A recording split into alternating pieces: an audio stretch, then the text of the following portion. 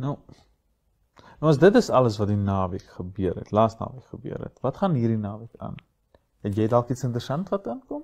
Dit is Paasnaweek. Dis Paasnaweek. So, Ek kan nie glo ek het vergeet van Paasnaweek nie. ja, ons het Paasnaweek die naweek, so ek dink ons almal het 'n bietjie geleentheid om te rus. Oef, ek hoop so.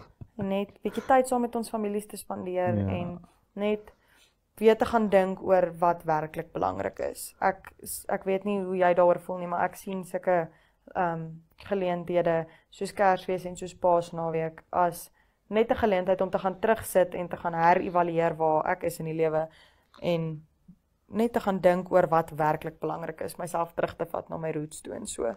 Ja, Janne, ek stem saam.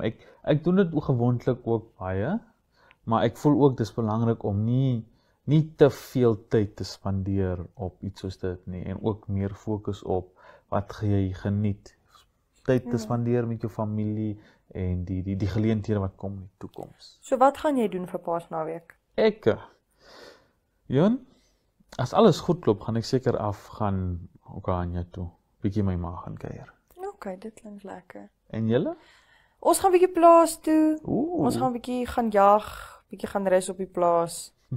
Ja, dit is regtig die plek waar ek die naaste voel aan myself. Soos wat ek vir jou gesê het, tyd Ja. van refleksie. Ja. Dis waar ek die naaste voel aan myself. Bietjie syde toe, bietjie Bietjie ek het nou syde die dag vir Brian mos gesê, daar is nie vleis of iemand wat kan braai soos wat 'n sydeboer kan braai nie. Ja.